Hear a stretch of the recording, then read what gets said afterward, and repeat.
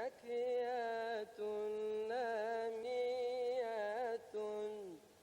غاليات دائمات للحبيب مولانا محمد. يا ربي وسلم الله على النبي خير البرية.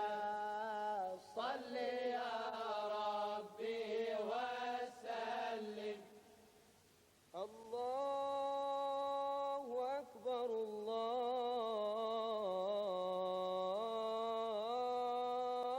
الله أكبر لا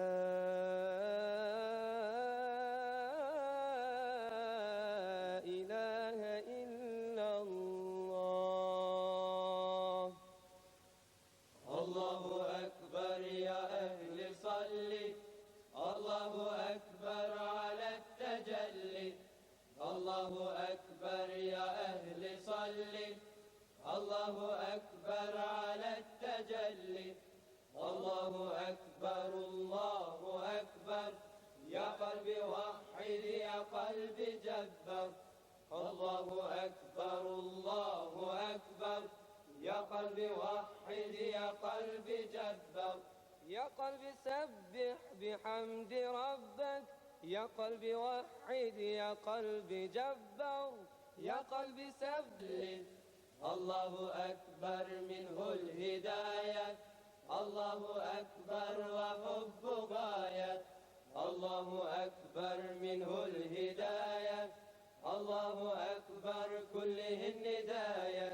الله تجلى في كل آية وابن علي مدام رعاية. الله تجلى في كل آية وابن علي مدام رعاية.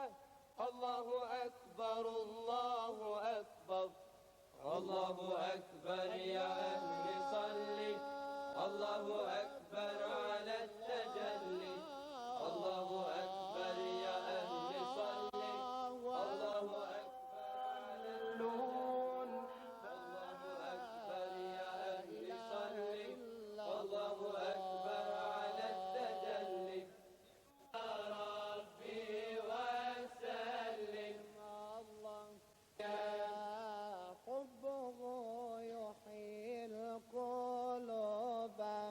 يغفر الله الذنوب. يستر الله العيوب للحبيب مولانا محمد. صل يا ربي وسلم الله على النبي خير البرية.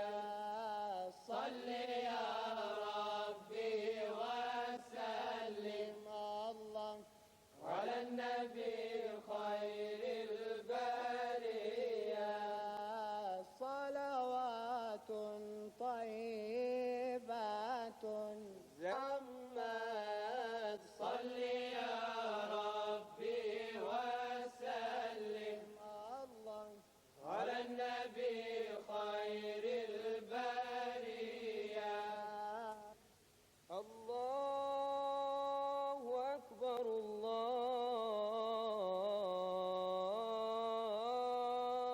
الله أكبر. Shikues të respektuar, sot pas 200 vjeç, për herë të parë vendohet kur themeli i një xhamie këtu në qytetin e Kërçovës. Për të biseduar rreth projektit të kësaj xhamie, ne vendosëm që shkurtimisht, me qenë se dhe kohë nuk premton këtu, të zhvillojmë një bisedë me arkitektin zotri Hamdin Maksutri. Zotri Hamdin, shkurtimisht, a mund të na thoni rreth projektit të kësaj xhamie? Po, me kënaqësi, faleminderit. Nëse projekti si projekt, atë që e ka gjatë burjes së gur themelit, është i tipit të veçantë, jo për nga ide, po i tipit të veçantë, për shkak se situata ishte e veçantë dhe për shkak se gjindemi në një epokë, gjindemi në shekullin 21 dhe si i tillë duhet të reflektoj rrethanat geografike, situacionin si të tillë, dhe në anën tjetër, periudhën kohore në cilën gjeni pra shekullin e 21, me të gjitha elemente që shoqërojnë atë, në veçanti materialet të cilat duhet përdorur sot, që janë shenjë kohës, dhe në anën tjetër, elementet e patjetërsueshme të cilat bëjnë pjesë, ose duhet të bëjnë pjesë në çdo tempull apo faltore islame. Projekti si i tillë është i formës cilindrike për arsye që i ceka se situata si e tillë dhe imperativet si kibla, orientimin ndaj kiblës, ishin ata, do me thënë që e imponuan këtë. Në rastin konkret, do me thënë, cilindri si i tillë na mundëson një orientim të lirë të gjitha funksioneve që gjenden apo që janë të integruara në këtë vëllim. Ajo që është karakteristike gjithashtu për objektin, se kjo formë me gërshetimin e elementeve të arkitekturës tradicionale islame nga regionet të ndryshme, do me thënë, jo vetëm arkitekturës islame turke, por edhe arkitekturës islame të Magrebit, arkitekturës islame të Palestinës së sotme, ose Al-Aqsas, dhe elementeve moderne të cilët integrojnë në të. Në qoftë se do të hyjmë dhe të shëtitemi në këtë objekt, do të takohemi apo do të ndeshemi me funksione të ndryshme të cilat nuk i gjejmë, përkundrazi, do me thënë, nuk i gjejmë në organizimin e faltoreve tradicionale islame. Përdhesa, për shembull, si e tillë, organizohet apo mundëson integrimin e funksioneve gjenerale apo të përgjithshme, të cilat sot janë të domosdoshme për funksionimin e një objekti. Do me thënë, objekt lokale të cilat do të na mundësojnë një lloj ose një sasi të ardhurash nga funksionimi i tyre, me të cilat do të financohet një pjesë e ekzistencës së objektit. Është po të hyjmë pak në karakteristikat konstruktive të objektit. Objekti si objekt bazohet në një strukturë mbajtëse prej 4 shtyllave me një largësi statike rreth 12 metra, kjo strukturë mbajtëse vertikale është lidhur ndërmjet veti me një formë mbajtëse tradicionale, e cila rrjedh kryesisht nga arkitektura islame osmane, do me thënë lidhjen mes shtyllave mbajtëse, këtu shohim një prerje, në formë të harkut, i cili mundëson transmetimin e ngarkesave nga kubeja në shtylla. Pjesa e trompe, tash shtylla trompe, në kryqëzimin e harkjeve, është normalisht ende pa përfunduar, por do të përfundohet, do të na mundësoj lehtësimin e ngarkesës së kandeve. Në anën tjetër, kubeja, e cila gjen në pjesën e sipërme, është paramenduar në një formë tradicionale, tash që rreth kryesisht nga arkitektura islame palestineze, mirë po forma e mbështetjes ndryshon. Për që arsye, se në vend që të shohim për shembull dritare tradicionale, kemi një lloj hallke apo një lloj zinxhiri, i cili mundëson praktikisht në një formë abstrakte lëvizjen e kupollës apo rrotullimin e saj, për shkak se sipas pozitës së diellit në lindje apo në perëndim, në verë apo në ndibër, do të thënë lartësisë apo zenitit, do të mundësojë një ndriçim indirekt të kupollës, i cili do të na japi atë impresionin apo përshtypjen se ajo është pezullare. Kjo është në pika të shkurtra, për sa i përket kapacitetit, se pash se ka patur mjaft pyetje në lidhje me kapacitetin. Kapaciteti i xhamisë në përdhes do të jetë rreth 400 vende, në makfirin e parë apo pjesën false të katit të parë diku rreth 150 dhe të dytin 150.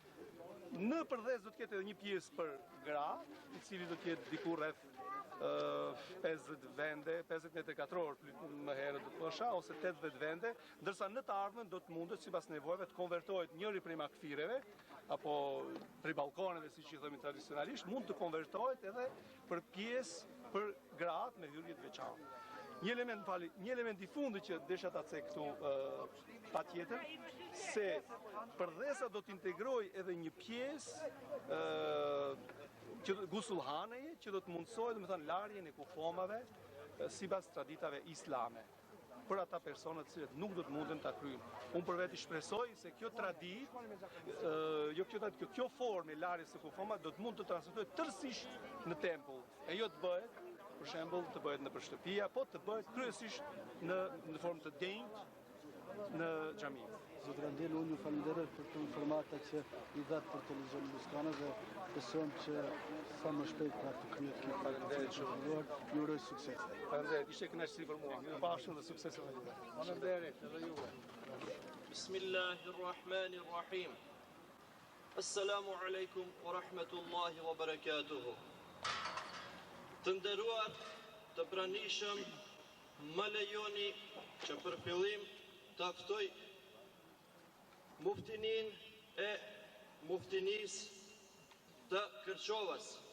T'ju përshëndes të gjithë juve për pjesëmarrjen në këtë tubim dhe në fillim e ftoj muftin e muftinis të Stivarit që të kënoj një ashere me të cilën do të nesim edhe këtë manifestacion.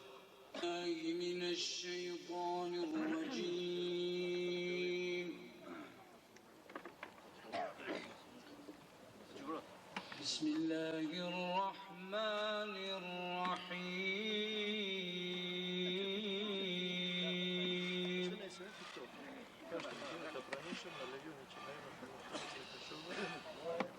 إن الذين قالوا ربنا الله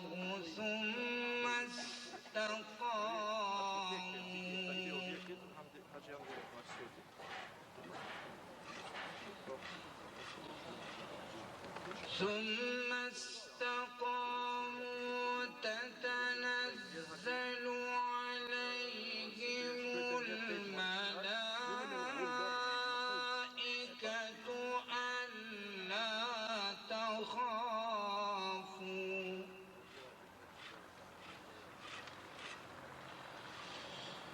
ألا تخافوا ولا تحزنوا وأبشروا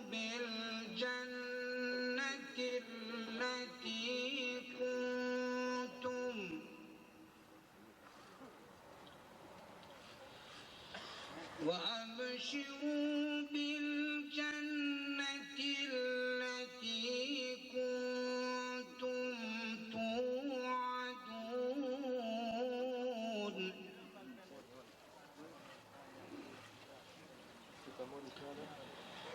نحن أولياؤكم في الحياة الدنيا وفي الآخرة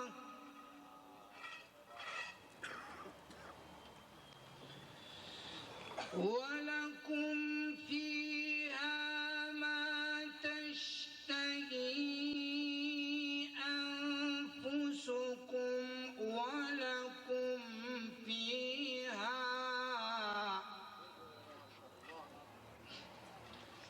ولكم فيها ما تدعون نزلا من غفور رحيم ومن أحسن قولا ممن دعا إلى الله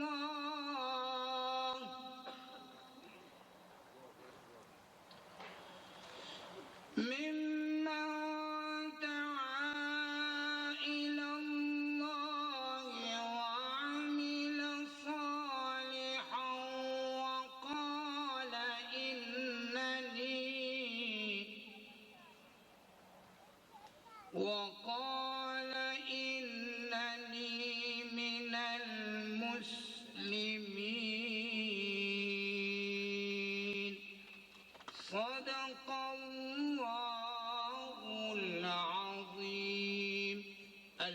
الفاتحة.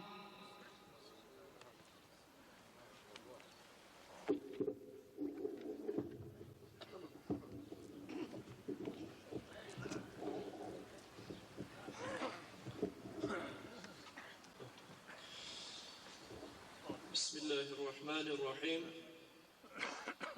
Tash të nderuar të brënishëm, më lejoni që në emër të muftinisë të Kërçovës, në emër të muftiut të Kërçovës, Haxhi Murad Efendi Huseni, në emër të Këshillit për ndërtim të kësaj xhamie dhe në emër tim personale, që në fillim t'i përshëndes pjesëmarrjen e Reisul Uleman në Republikën e Maqedonisë, Haxhi Bahri Efendi Aliu me bashkëpunëtorët e ati. Kam nderin që të përshëndes dhe gjithashtu të ish reis të Jugosllavisë, Haxhi Jakub Efendi Selimoski. Përshëndes muftiun e Shkupit, Haxhi Taxhedin Efendi Bislimi me bashkëpunëtorët e ati. Gjithashtu përshëndes ish muftiun e Tetovës, Haxhi Nezhadi Efendi Limani me bashkëpunëtorët e vet. Gjithashtu përshëndes prezencën e muftiut të muftinisë të Gostivarit, Haxhi Shaqir Efendi Fetahu me bashkëpunëtorët e vet. Gjithashtu përshëndes muftiu i Dibras me bashkëpunëtorët e vet, Magistri Rushdi Efendi Lata me bashkëpunëtorët e vet, muftiu i Strugës, Doktor Ferhat Efendi Polisi me bashkëpunëtorët e vet dhe muftiu i Ohrit Ismail Haki me bashkëpunëtorët e vet. Gjithashtu përshëndes edhe prezencën e të gjithë të cilat janë prezent në këtë tubim.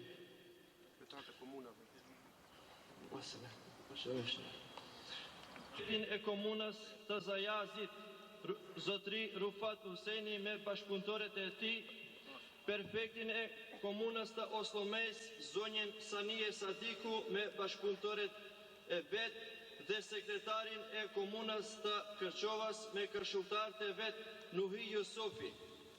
Përshëndes pjesëmarrjen e përfaqësuesve të partisë politike Bashkimi Demokratik për Integrim dhe përshëndes të gjithë pjesëmarrësit të këtij tubimit.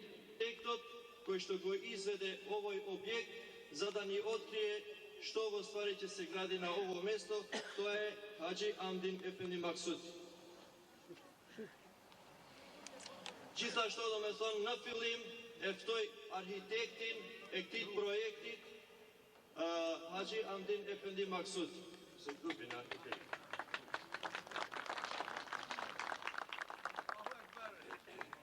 Assalamu alaikum wa rahmatullahi wa barakatuhu. Të dashur bashkë religios, kam kënaqësi të veçantë që gjendem këtu para jush, për shkak se pata shansën, pata fatin them, që të bëj pjesë, kemi lindur në këtë gjenerat, e cila në Kërçovë, për herë të parë pas ndoshta 200 vjeç, ka marrë iniciativën për të ndërtuar një faltore në këtë vend, i cili edhe pse nuk ka ndonjë kapacitet ndërtimi të madh, por ka një pozitë të jashtëzakonshme, pasi gjendet në aksin kryesor që i lidh të gjitha trojet shqiptare dhe islame të Maqedonisë. Do me thënë, sa ishte nder, aq ishte edhe një angazhim dhe vështirësi. Nuk e kam ndërmend ta zgjas shumë, por nuk mund të mos them se psalmodinë e Kuranit që dëgjuam tani ishte aq prekse, aq artistike, sa që në qoftë se pak e ndjejmë në kthefrat tona trupin ton islam, atëherë do bëjmë një paralele me atë se ku duhet të dëgjohet ky zë, në çfarë lokali, në çfarë ambienti ky zë duhet të tigëllojë.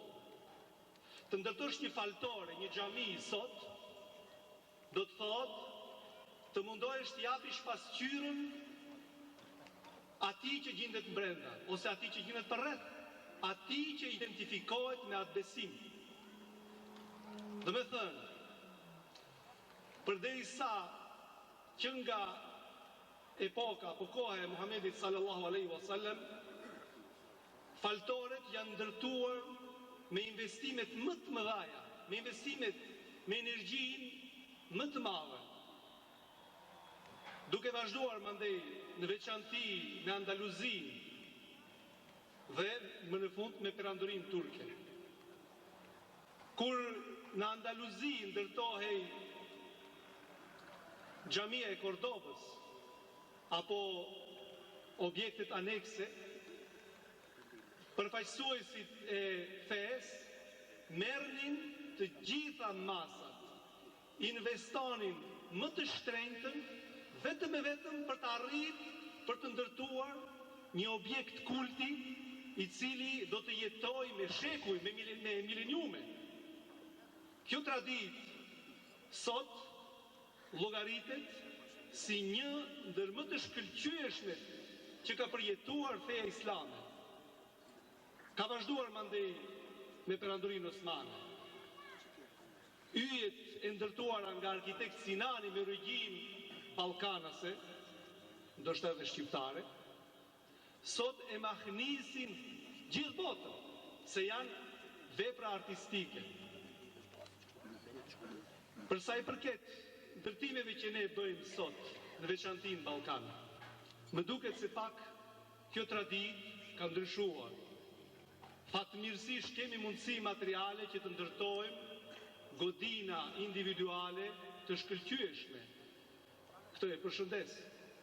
Mirë po, më duket, ndoshta edhe gaboj, po më duket se objektet fetare pak e kanë humbur rëndësinë. Tash kjo është konviksioni im, ndoshta gaboj, edhe inshallah gaboj. E kanë humbur atë rëndësinë që e kishin tradicionalisht.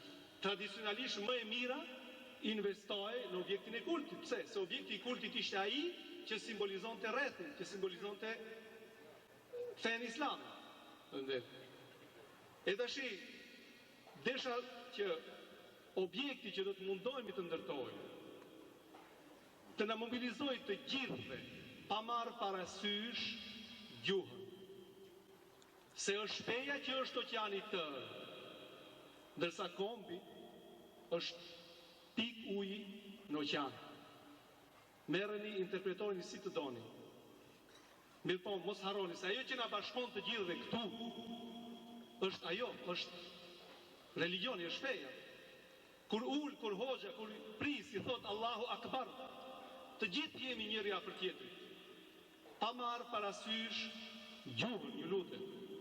Sot na bashkon vetëm ajo fjala Allahu Akbar, asgjë tjetër. Do me thënë, për përfundim, ju lutem të japim më të mirën, më të shenjtën që kemi nga ana materiale, që të mundohemi të ndërtojmë një objekt kulti, një faltore që të jetë pasqyra jo, pasqyra e fesë sonë.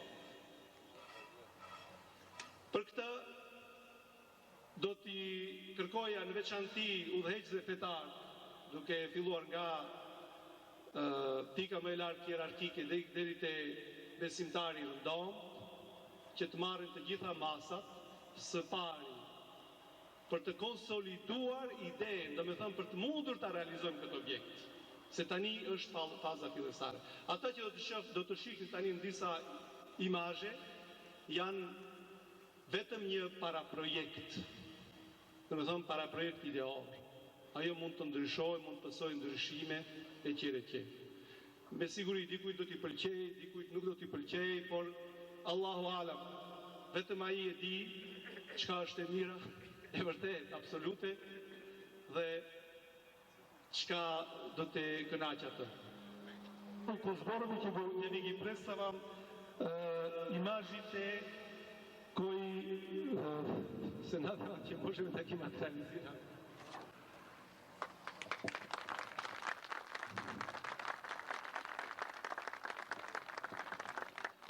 Znači, projektот не е завршен само со неколку елементи од проектот кои даваат една индикација. Наведам, туј јам ветам диса индикациони ќе ќапин пак диса елементи të gjuhës e cila do të mundohet të shprehet këtu.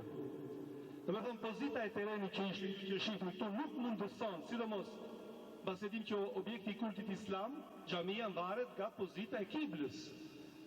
Tani kibla mbas qendet në këtë drejtim që kemi indikuar këtu, forma e terrenit është që është, nuk mundsonte të ndërtohet një xhami në formë drejtkëndshë, ashtu siç kemi traditën ta shohim. Mandej një element tjetër të cilin u munduam me kolegët e mi arkitekt që kërkojnë ndjes, to është ti përmend që në parë, janë të indikuar këtu, Recep Hasani, Shasim Hasani, Bashkim Habibi. E kishim domethënë parasysh që për të ndërtuar këtë drejtkëndsh, do të kishim terrenin e gjerë, terreni ishte ashtu siç ishte dhe forma arkitekturale e cila mundësonte që të ngërthejmë të gjitha funksionet, ishte rrethip, sepse ai mundëson që të orientojmë kiblën në të gjitha anët. Kështu që tema kryesore që është zbatuar këtu është një cilindër në të cilën brenda shkruhet një element tjetër arkitektural, islam, me origjinë para islame normalisht, kupoll. Ajo që e karakterizon këtë faltore janë dy funksione elementare. Funksioni I parë është I përgjithshëm, I cili do të përfshijë disa lokale që do të mundsojnë jetën e vazhdueshme të faltores. Do me thënë, duke dalur nga jo logjika tradicionale, do të keshim një përdhes tek e cila do të ketë lokale tip qajtore ose mini kuzhinë, lokale që do të mundsojnë ngrënjen pas organizimit të meuludeve, të cilët do të mundën për shembull të bëhen në pjesën e xhamisë, ndërsa mbas përfundimit ashtu siç e kemi traditën, kush do ketë mundësi, kush do të dojë, do mund që në përdhes me përfaqësuesit e xhamisë të organizojnë ngrënje apo mund të jetë aperitiv ose diçka tjetër. Ashtu që të ardhurat të cilat do të sigurohen, do të mundsojnë financimin e jetës së xhamisë. Gjithashtu, në pjesën e poshtme do të kemi një pjesë të konsakruar grave me një hyrje të veçantë dhe një pjesë e cila do të jetë e konsakruar funksioneve të përgjithshme të xhamisë, domethënë shadërvanit, abdeshanes dhe mënyrës sanitare. Po ta shohim për shembull në situatë e cila është shumë indikative, domethënë hyrja është në këtë pjesë e cila për shkak të këtij funksionit që gjithet në përdhes, do të bëhet nga përdhesa dhe pastaj do të njitemi lart. Hyrjet e grave do të bëhen nga ana perëndimore, ndërsa hyrjet për në abdeshanet që janë si hyrje sekondare nga ana lindore. Gjithashtu, për skaj abdeshanes do të organizohet, do të projektohet një lokal I cili do të mundsoj marrjen e guslit të kufonave, të xhenazeve, pasi që sot gjithnjë më tepër kemi njerëz që banojnë nëpër banesa, e banesat nuk mundsojnë pastrimin apo marrjen e guslit të xhenazes, ashtu që në këtë tempull do të kemi edhe një pjesë e cila do ta mundsojë këtë. Pastaj, domethënë ngjitemi në pjesën sakrale apo në pjesën e lutjes, ku inshallah do të mund të organizojmë një ambient të këndshëm që do të mundsojë një akustik, shpresoj, akustik të shkëlqyeshme të psalmodisë së Kur'anit të shenjtë. Faleminderit për vëmendjen. Selamu alaikum wa rahmatullahi wa barakatuh.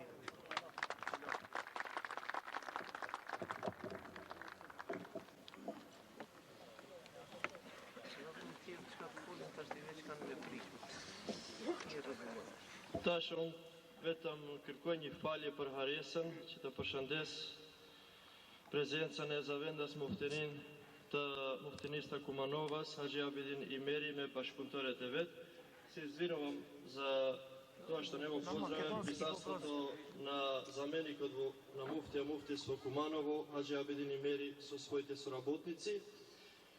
Повторно имам чест следния збор да го дадам на Haxhi Jakub Efendi Selimoski. Do me thonë, kom der të ashtej që fjallën përshëndetse t'ja hap Haxhi Jakub Efendi Selimoski.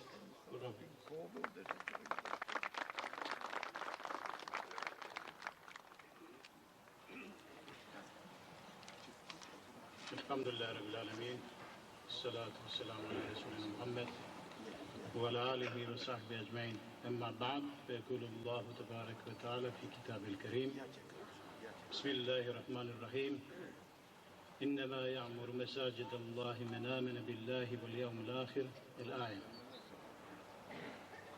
Nderuar Gjërejsh Efendi, të nderuar mifti, të nderuar imam dhe punëtor të fesë islame. Me lejoni, si njeri i këtij vendit të them disa fjalë. Me siguri, për vlerët të xhamisë, do të kemi mundësi të ndëgjojmë Zavenci Rej Sulemas në fjalimin të rastit. Por duhet të them, Allahu Gjellëshanu si thot, me të vërtet ndërtojnë xhami, objektet fetare, vetëm ato të cilën e besojnë. Besimi manifestohet ma para me zemrën, grumbullohet në zemrën të njeriut, po gjithashtu imani nuk është i mjaftueshëm në qoftë se nuk manifestohet. Manifestimi më i mirë të imanit është me të vërtet në këtë rast, në rastin e ndërtimeve të objekteve fetare, në objektet ku ne si besimtar do afrohemi, do bashkohemi edhe do shtojmë dëshirën ndërmjet nesh.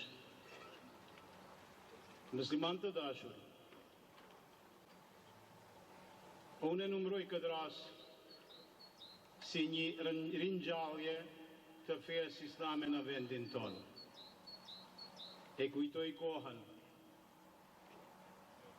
ku jetojshim në një apati fetare, po edhe kombëtare, kur ishte koha e migrimit, kur e ndrojshim këtë dheun ton me një adhe tjetër, migrimi jo ekonomik, i cili gjithashtu edhe migrimi ekonomik është migrimi i vështirë. Migrimi ku largoheshin musliman për këtij vendit, largoheshin në Turqi. Kërçova ishte e qytet në Maqedoni për qyteteve muslimane.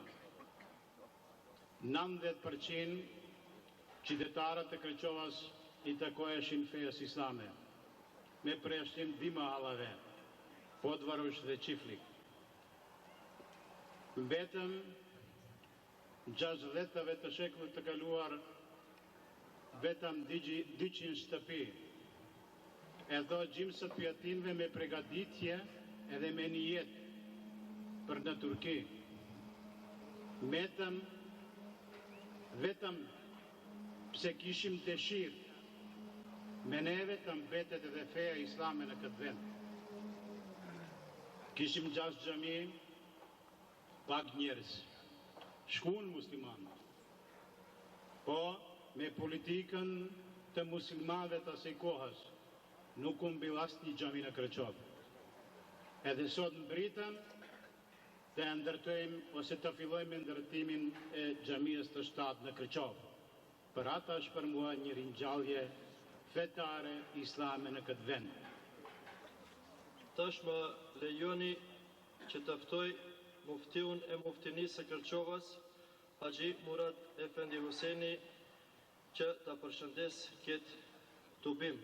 Dozvolete mi da go povikam muftijata na mufti Svokićevo, Haxhi Murat Efendi Huseni, da ne pozdravi site nas.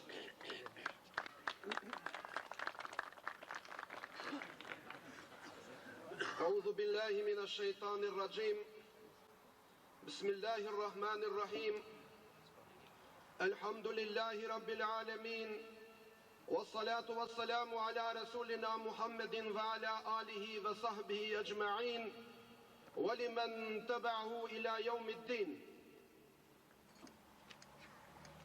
Të nderuar vëllezër musliman, më lejoni edhe mua që në fillim të falenderoj pjesëmarrjen e kryetarit të Bashkisë Islame në Republikën e Maqedonisë, Haxhi Bahri Efendi Aliun me bashkëpunëtorët e tij dhe t'ju falenderoj që të gjithëve që merrni pjesë në këtë tubim madhështor.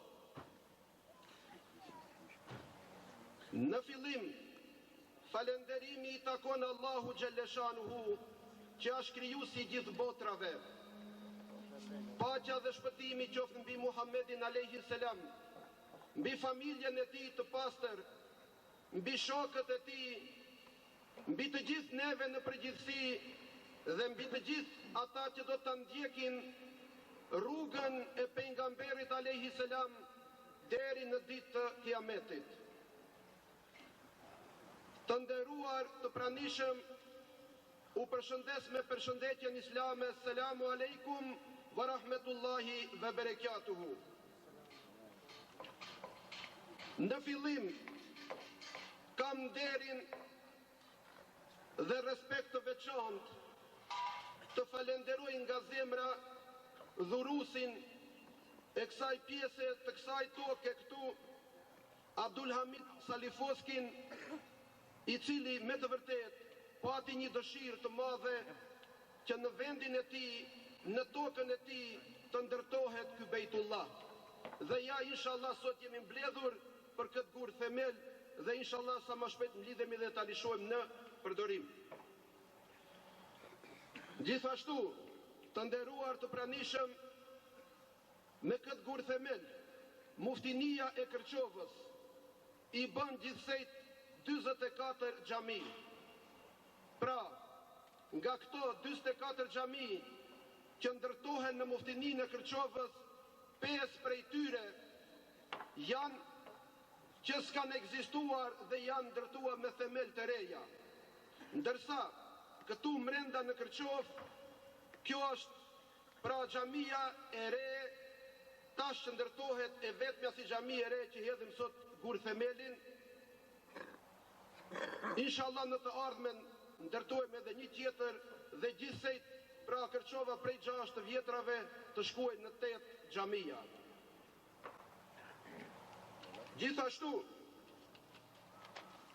duhet të cek se këtë gur themel që e bojmë sot neve këtu në këtë vend, në këtë ditë dhe në këtë muaj, e bajmë me rastin e mujit Rebiul Evvel, pra ditëlindjes së pejgamberit alayhi salam, pra pejgamberit më të dashur të Allahu Gjelleshanuhu, Muhammedit alayhi salam, i cili pra lindi në vitin 571 nga nëna Emine dhe baba Abdullah, dhe ta shfrytëzojmë rastin, momentin që për hir të këtij muaji, për hir të ditëlindjes së Muhammedit alayhi salam, pra ta vendojmë sot këtë gur themel këtu në këtë vend.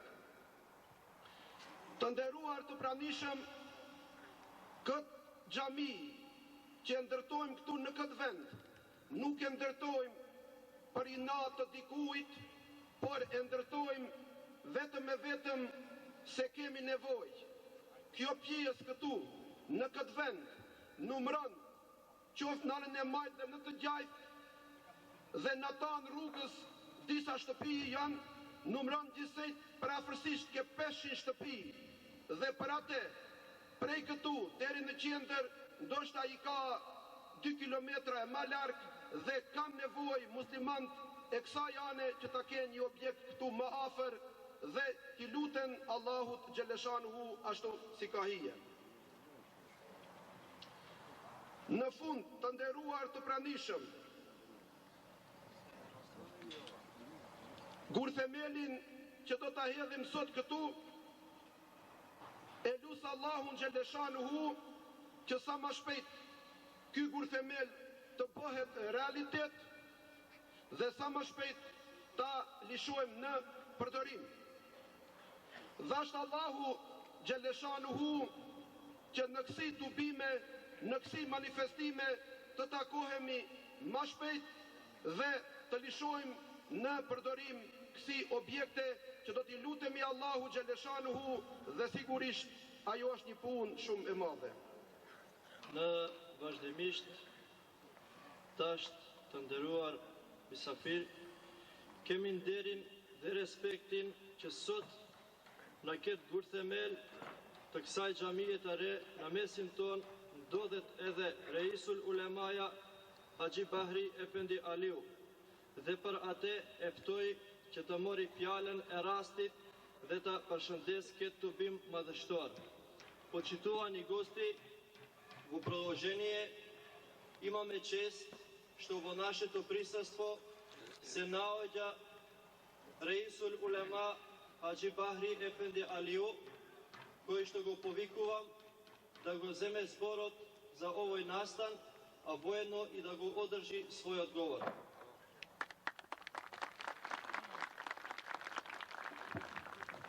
السلام عليكم ورحمة الله وبركاته.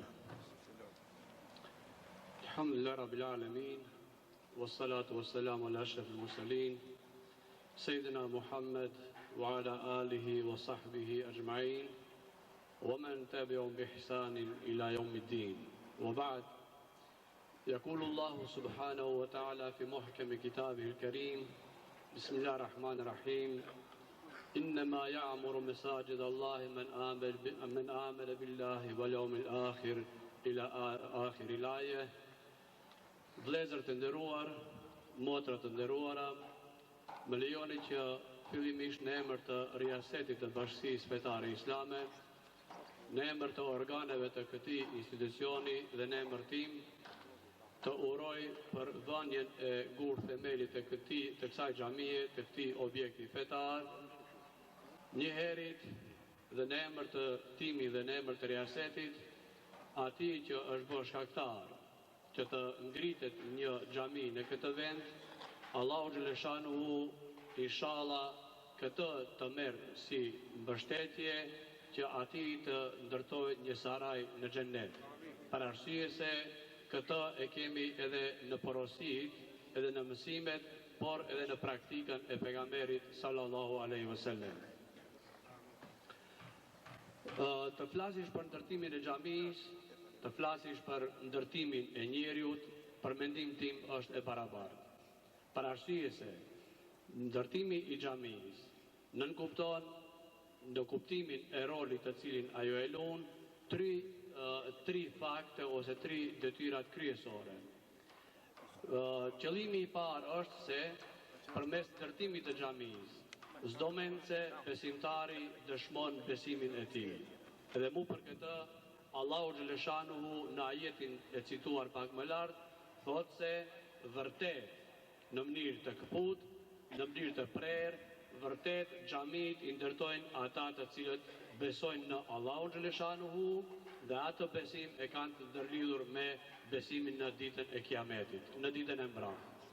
Do të thotë se pa mos e patur këtë mbështetje, pa mos e patur këtë besim tek Allahu Gjeleshanuhu, është e vërtet se rallkushi mund të ndërton një objekt fetar ose një xhami, sikur se që ne sot jemi të buar këtu. Qëllimi i dytë, roli tjetër është i xhamisë, në vetë xhamia duhet të luajë rolin kryesor në ngritjen e gjeneratave të ardhshme, në ngritjen e tyre në kuptim fetar, në kuptim moral dhe në kuptimin arsimor, edukativ, por edhe njerëzor. Prandaj, ne si besimtar, ne si musliman, xhamit i ndërtojmë në mjedisin e njerëzve. Ne nuk kemi nevojë të ndërtojmë objektet fetare, pavarësisht për çfarë qëllimi ndërtohen ato, jashtë vendbanimeve, larg vendbanimeve dhe larg shërbimeve të njerëzit. Prandaj, jo rastisht edhe kjo xhami ndërtohet në mjedisin ku njerëzit jetojnë, për arsye se ato edhe do ta shfrytëzojnë maksimalisht. Detyra e tretë, të cilën ne sot jemi të buar këtu për mendim tim, është se ne historikisht me ndërtimin e kësaj xhamie vërtetojmë simbolikën e fesë islame dhe ajo simbolik është ndërtimi i vetë xhamis, por edhe ndërtimi i minares, e cila simbolik vite me radhë, shekuj me radhë ka dëshmuar për ekzistencën dhe jetën e muslimanëve në këtë troje. Prandaj, ne me vetë kontributin tonë, kur themi ne besimtarët e fesë islame, ne vazhdimisht dhe të vazhdojmë që të ndërtojmë xhamit në mjediset tona për të realizuar këto tre qëllime kryesore. Njëri, është karakteristike se ndërtimi ose vënia e kurthemelit të kësaj xhamie vendohet në muajin kur ka lindur pejgamberi sallallahu alaihi wasallam. Dhe vetë kurthemeli i kësaj xhamie le të dëshmoj praktikisht se muslimanët janë ata të cilët duan paqen. Muslimanët janë ata të cilët me kontributin e tyre japin gjithmonë rezultatet pozitive në interes të ngritjes së shoqërisë ku ata jetojnë. Dhe me këtë xhami, me vënien e këtij kurthemeli, ne praktikisht argumentojmë dhe vërtetojmë se me të vërtet jemi ata të cilët në mënyrë të civilizuar, në mënyrë të kulturuar, do të dëshmojmë se nuk i japim tonën, por edhe të tjerët do t'i respektojmë. Prandaj, kjo xhami do të ketë mbi të gjitha këtë funksion. Dhe para se të përfundoj në gjuhën shqipe, është një karakteristikë që sot unë e shoh në arkitekturën e ndërtimit të kësaj xhamie, që mua më le përshtypje dhe ato do ta shpreh publikisht edhe para jush.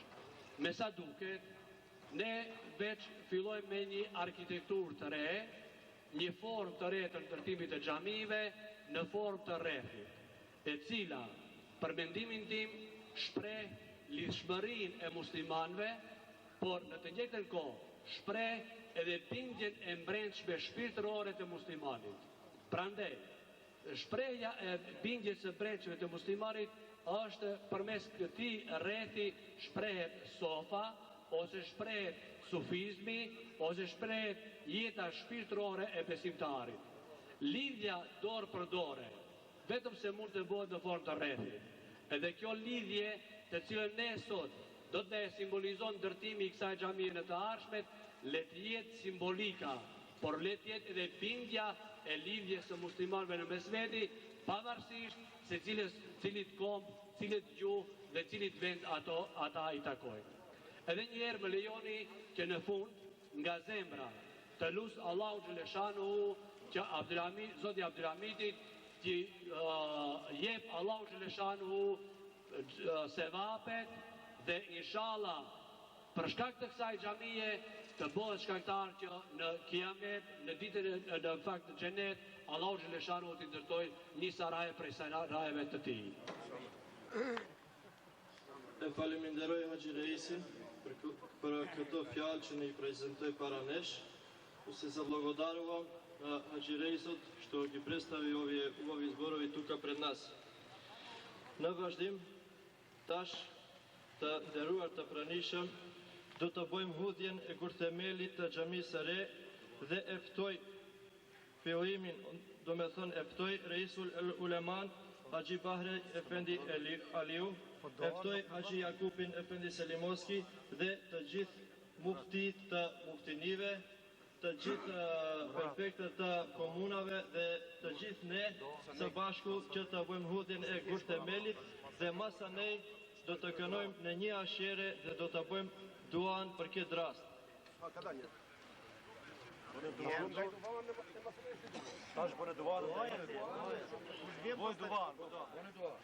Mirë, do me thonë do të bëjmë njerë duan, e masanej do të bëjmë hudhjen e kurthemelit, znači сега после овие убави говори ќе бидат, значи ставањето на камен темелникот на ова нова џамија. Затоа го повикувам Haxhi Reisot Bahri Efendi Aliu, Haxhi Jakub Efendi Selimoski, ги повикувам муфтиите кои што се присутни од сите муфтисва, ги повикувам исто така градоначалниците на општините изсвитени е заедно потоа ќе предеме на удирање на камен темелникот на ова нова џамија. На почеток, значи сега прво ќе проучиме еден дел од Куранот, односно едно ашере, а после тоа ќе правиме доа, а после доата ќе биде и удирањето на камен темелникот.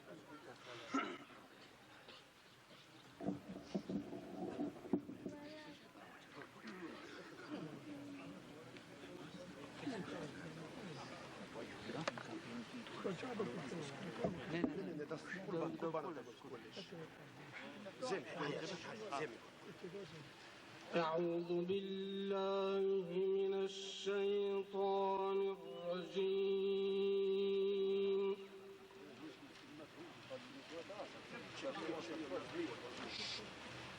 بسم الله الرحمن الرحيم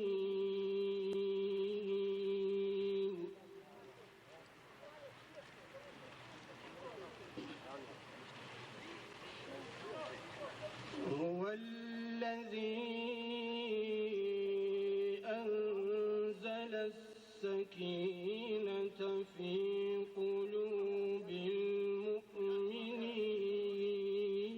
المؤمنين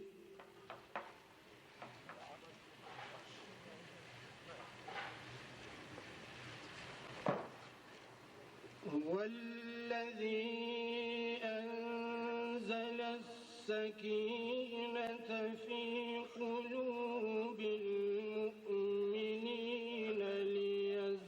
ليزدادوا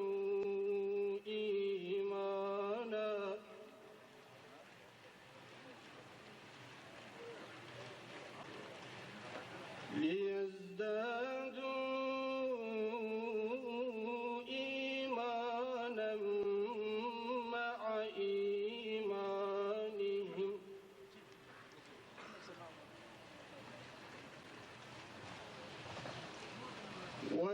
ولله جنود السماوات والأرض وكان الله عليما حكيما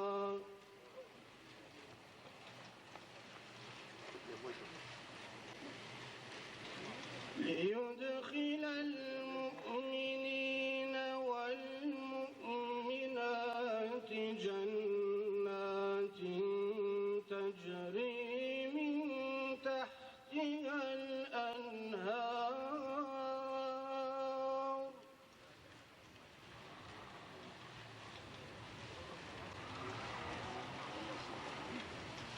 جنات تجري من تحتها الأنهار خالدين فيها ويكفر عنهم سيئاتهم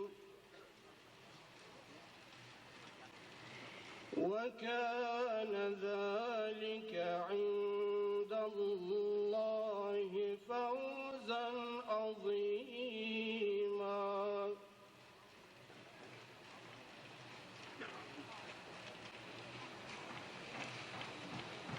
ويعذب المنافقين والمنافقات والمشركين والمشركات الظانين بالله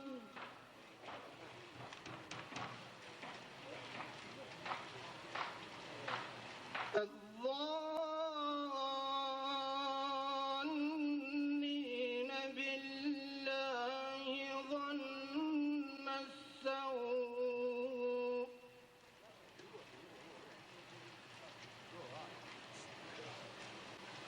عليهم دائرة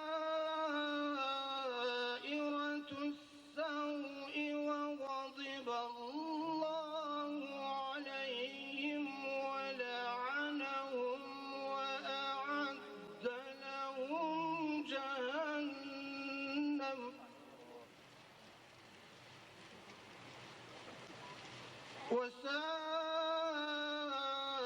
وساءت مصيرا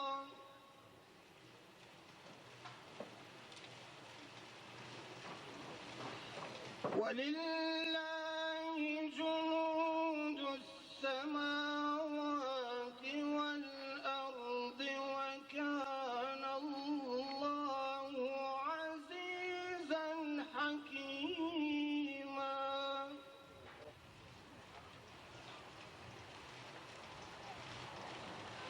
إنا أرسلناك شاهدا ومبشرا ونذيرا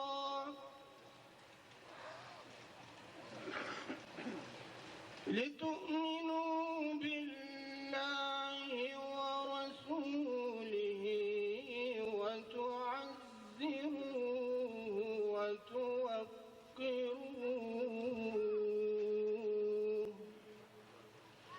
وتوقروه وتسبحوه بكرة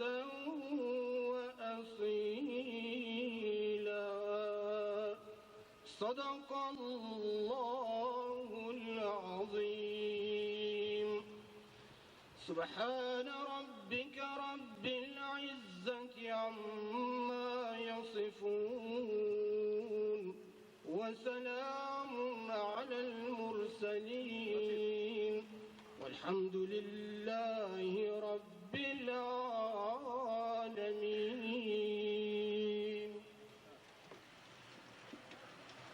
آمين. أعوذ بالله من الشيطان الرجيم. بسم الله الرحمن الرحيم.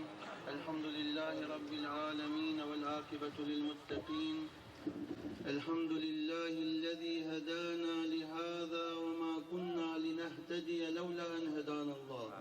ونشهد أن لا إله إلا الله وحده لا شريك له القائل في محكم تنزيله في بيوت أذن الله أن ترفع ويذكر فيها اسمه يسبح له فيها بالغدو والآصال رجال لا تلهيهم تجارة ولا بيع عن ذكر الله وإقام الصلاة وإيتاء الزكاة يخافون يوما تتقلب فيه القلوب والأبصار. ونشهد أن محمدا عبده ورسوله صلوات الله وسلامه عليه القائل فيما روي عنه من بنى لله بيتا بنى الله له بيتا في الجنة. اللهم ربنا تقبل منا إنك أنت السميع العليم وتب علينا يا مولانا إنك أنت التواب الرحيم واهدنا ووفقنا إلى الحق وإلى طريق مستقيم. اللهم إنك قلت وقولك الحق ادعوني أستجب لكم. ها نحن في أساس بيت من بيوتك نسألك اللهم أن تجعل هذا أساس خير وبركة وتجعل أساس علم ومحبة. اللهم اجعل هذا أساس ألفة ومحبة لأهل هذا البلد. اللهم احفظ بلد هذا وبلدان المسلمين من كل سوء. اللهم أصلح لنا ديننا الذي هو عصمة أمرنا وأصلح لنا دنيانا التي فيها معاشنا وأصلح لنا آخرتنا التي إليها معادنا واجعل الحياة زيادة لنا في كل خير واجعل الموت راحة لنا من كل شر. ربنا آتنا في الدنيا حسنة وفي الآخرة حسنة وقنا عذاب النار وادخلنا الجنة مع الأبرار يا عزيز يا غفار. وصلى الله وسلم وبارك على سيدنا محمد وعلى آله وصحبه أجمعين وآخر دعوانا أن الحمد لله رب العالمين. الفاتحة. تكبير.